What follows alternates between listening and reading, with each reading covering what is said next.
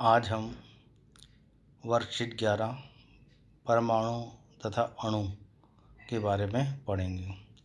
परमाणु और अणु क्या होते हैं, इसके बारे में हम आपको थोड़ा सा बता देते हैं। परमाणु वह छोटे से छोटा कण है जिसे और विभाजित नहीं किया जा सकता और यह रासायनिक अभिक्रिया में भाग लेता है। स्वतंत्र यह रह सकता भी है और नहीं भी। अणु पदार्थ का वह छोटे से छोटा कण जो प्रकृति में स्वतंत्र रूप से रह सकता है वो अणु कहलाता है। परमाणु और अणु की परिभाषा में केवल एक ही चीज़ का अंतर है, वह यह है कि अणु प्रकृति में स्वतंत्र रूप से रह सकते हैं, जबकि परमाणु प्रकृति में स्वतंत्र भी रह भी सकते हैं और नहीं भी। अब यहाँ इस वर्कशीट के बारे में बात करते हैं। पहला यहाँ दिया हुआ है, ज्ञान तत्वों से यौगिक का निर्माण कैसे होता है? क्या मिश्रणों की तरह इन्हें भी आपस में केवल मिला देने से यौगिक बन सकते हैं? तो इसका आंसर है नहीं। हमने पहले पढ़ा था इससे वाली वर्कशीट में, अगर आपने वर्कशीट नहीं देखी हो तो उसको देख सकते हैं कि यौगिक या शुद्ध पदार्थ जब बनते हैं तो उनमें रासायनिक संयोजन होता है, जबकि मिश्रण के लिए रासायनिक संयोजन का होना आवश्यक नहीं है। यानी किसी भी यौगिक का निर्माण उस कंडीशन में ही होगा जब तत्व आपस में रासायनिक संयोग करें या रासायनिक क्रिया करें। यहाँ पर देखें, जिज्ञासा दीदी, नहीं, यौगिकों का निर्माण भिन्न तत्वों के आपस में केवल रासायनिक अभिक्रिया या संयोजन के द्वारा ही होता है। इन अभिक्रियाओं के कुछ निश्चित सिद्धांत होते हैं जिन्हें हम रासायनिक संयोजन के नियम या रासायनिक संयोजन के सिद्धांत कहते हैं। यहाँ पर दो प्रमुख नियम दिए गए हैं। पहला, द्रव्यमान संरक्षण का नियम। किसी रासायनिक अभिक्रिया में द्रव्यमान का निर्माण अथवा विनाश संभव नहीं है। अतः हम ये कह सकते हैं, जब भी कोई रासायनिक अभिक्रिया होती है तो उसमें पदार्थों का कुल द्रव्यमान और बनने वाले पदार्थों का कुल द्रव्यमान सदैव बराबर होता है। यहाँ पर देखें तो लिखा हुआ है फर्स्ट पॉइंट में, किसी भी रासायनिक अभिक्रिया में उत्पादों के द्रव्यमानों का कुल योग हमेशा अभिकारकों के द्रव्यमानों के कुल योग के बराबर होता है। यहाँ एक समीकरण दिखाई रखी, जैसे ए 4 ग्राम लिया है, बी 10 ग्राम लिया है, तो बनने वाले सी और डी के जो भी भार होंगे उन दोनों भारों का योग सदैव ए और बी के भार के योग के बराबर होगा। अर्थात हम ये कह सकते हैं कि अभिकारकों का कुल द्रव्यमान और उत्पादों का कुल द्रव्यमान सदैव बराबर होता है। इसे ही द्रव्यमान संरक्षण का नियम कहते हैं। यानी संक्षेप में हम ये कह सकते हैं, किसी भी अभिक्रिया में अभिकारकों का कुल द्रव्यमान और उत्पादों का कुल द्रव्यमान सदैव स्थिर रहता है, उसे ही द्रव्यमान संरक्षण का नियम कहते हैं। दूसरे नियम की बात करें तो स्थिर अनुपात का नियम। यह नियम विशेष है, थोड़ा ध्यान से समझें। किसी भी रासायनिक अभिक्रिया में बने यौगिक में तत्व हमेशा एक निश्चित द्रव्यमानों के अनुपात में विद्यमान होते हैं या आपस में जुड़े होते हैं। अतः हम ये कह सकते हैं कि जब भी किसी यौगिक का या पदार्थ का निर्माण होता है तो उसमें जो तत्व आपस में जुड़ते हैं वो एक दूसरे से निश्चित अनुपात में ही जुड़ते हैं।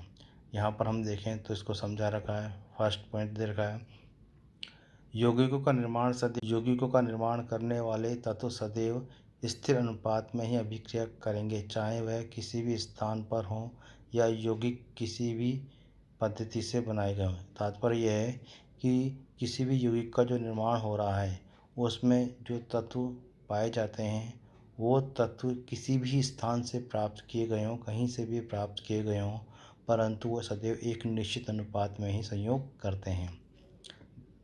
दूसरा पॉइंट, एक रासायनिक पदार्थ यानी यौगिक में उसे बनाने वाले तत्व सदैव अपने द्रव्यमानों के एक निश्चित या स्थिर अनुपात में उपस्थित रहते हैं। यानी जब भी पदार्थ बनेगा उस पदार्थ में जो तत्व पाए जाएंगे उन तत्वों का एक निश्चित अनुपात होता है, उसी अनुपात में आपस में संयोग करते हैं।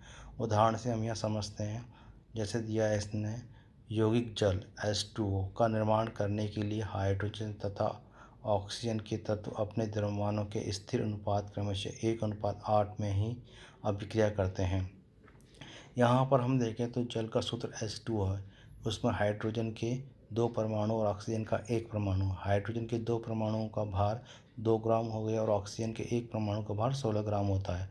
अब हम इसका अनुपात निकालें तो 2:16 बराबर 1:8, यानी 1 ग्राम हाइड्रोजन से जल बनाने के लिए 8 ग्राम ऑक्सीजन की आवश्यकता होगी और 2 ग्राम हाइड्रोजन से जल बनाने के लिए 16 ग्राम ऑक्सीजन की आवश्यकता होगी।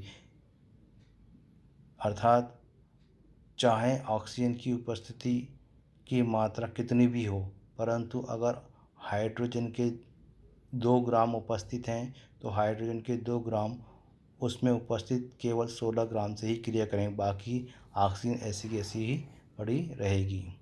अतः किसी भी यौगिक में तत्वों का संयोजन एक निश्चित अनुपात में होता है। यहाँ दूसरा एक और उदाहरण दिया है। कार्बन डाइऑक्साइड CO2 में कार्बन और ऑक्सीजन के द्रव्यमानों का अनुपात क्रमशः 3:8 होता है। एक कार्बन का द्रव्यमान 12 ग्राम और ऑक्सीजन के 2 अणु में तो 16 32 हो जाएगा। अर्थात 12:32 का हम हल करें सरल अनुपात में तो 3:8 आता है। अर्थात 3 ग्राम कार्बन 8 ग्राम ऑक्सीजन से क्रिया करेगा, तब कार्बन डाइऑक्साइड का निर्माण करेगा। इसी तरह से और अमोनिया NH3 में नाइट्रोजन और हाइड्रोजन के द्रव्यमानों का अनुपात 14:3 होता है, यानी नाइट्रोजन के 14 ग्राम हाइड्रोजन के 3 ग्राम से संयोग करके अमोनिया बनाते हैं। अब यहाँ पर स्वयं को जांची, यानी कुछ प्रश्न दिए हैं जिनको आप इनको पढ़ने के बाद स्वयं आप कर सकते हैं। पहला है रासायनिक संयोजन के 2 नियम लिखिए। तो आपको दोनों नियम लिखे हुए हैं, आप इनको लिख सकते हैं। पहला, किसी भी रासायनिक अभिक्रिया में अभिकारकों का कुल द्रव्यमान उत्पादों के कुल द्रव्यमान के बराबर होता है। इसे ही द्रव्यमान संरक्षण का नियम कहते हैं। दूसरा, स्थिर अनुपात का नियम।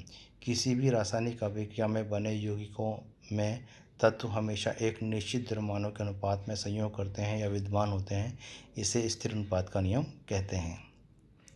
दूसरा, क्या 2 विभिन्न स्थानों से लिए गए शुद्ध जल की रासायनिक संरचना में कोई भिन्नता हो सकती है? समझाइए। नहीं। स्थिर अनुपात के नियम के अनुसार किसी भी यौगिक को कहीं से भी प्राप्त किया जाए, अगर वह शुद्ध अवस्था में है तो उसमें उपस्थित जो तत्व हैं वो एक निश्चित अनुपात में होते हैं। अतः इस जल को किसी भी स्थान से प्राप्त किया जाए वो हमेशा समान होगा, उसकी रासायनिक संरचना समान होगी, अतः उसमें कोई प्रकार की भिन्नता नहीं होगी। क्वेश्चन नंबर 3, यदि 3 ग्राम कार्बन को 8 ग्राम ऑक्सीजन में जलाने अर्थात अभिक्रिया कराने पर 11 ग्राम कार्बन डाइऑक्साइड CO2 बनती है, तो 12 ग्राम कार्बन को 32 ग्राम ऑक्सीजन में जलाने पर कितनी कार्बन डाइऑक्साइड बनेगी? आपका उत्तर रासायनिक संयोजन के कौन से नियम से संबंधित है या कौन से नियम के आधार पर है? यह हम देखें तो 3 ग्राम कार्बन और 8 ग्राम ऑक्सीजन मिलकर 11 ग्राम कार्बन डाइऑक्साइड बना रहा है। ये हमने इसका दूसरा उदाहरण था स्थिर अनुपात का नियम का, उसमें देखें तो 3 ग्राम कार्बन 8 ग्राम ऑक्सीजन से मिलकर 11 ग्राम कार्बन डाइऑक्साइड बना रहा है। अगर यहाँ पर हम 12 ग्राम और 32 ग्राम को देखें तो ये इसका 3 गुना कर दिया गया है। 3 चौक 12, 12 ग्राम और 8 चौक 32, 32 ग्राम। अर्थात 12 ग्राम कार्बन को जब 32 ग्राम ऑक्सीजन से जलाएंगे तो बनने वाली कार्बन डाइऑक्साइड की मात्रा 44 ग्राम हो जाएगी। यहाँ पर हम देखें तो ये कौन से नियम की बात कर रहा है? तो हम यहाँ पर देखें तो ये स्थिर अनुपात नियम की बात कर रहा है, क्योंकि जो तत्व हैं एक निश्चित द्रव्यमान के अनुपात में जुड़ रहे हैं। क्वेश्चन नंबर 4, अमोनिया और कार्बन डाइऑक्साइड का निर्माण किन किन तत्वों से होता है? तो अमोनिया की बात करें तो अमोनिया का सूत्र आपको यहाँ लिखा हुआ है NH3, यानी नाइट्रोजन और हाइड्रोजन तत्व से मिलकर अमोनिया बना हुआ है। कार्बन डाइऑक्साइड की बात करें तो इसका भी सूत्र CO2 होता है, अर्थात ये कार्बन का तत्व और ऑक्सीजन के तत्व से मिलकर बना होता है। इस प्रकार हमने 9th की ये वर्कशीट हल की अगर आपको इसमें कुछ समझ में नहीं आया हो तो कमेंट बॉक्स में पूछ सकते हैं, और आगे आप किसी अच्छी सब्जेक्ट के वीडियो जानना चाहते हैं या पूछना चाहते हैं तो आप मेरे कमेंट बॉक्स में लिख सकते हैं। और आने वाले अगले वीडियो को देखने के लिए चैनल को सब्सक्राइब ज़रूर करें। पढ़ते रहिए और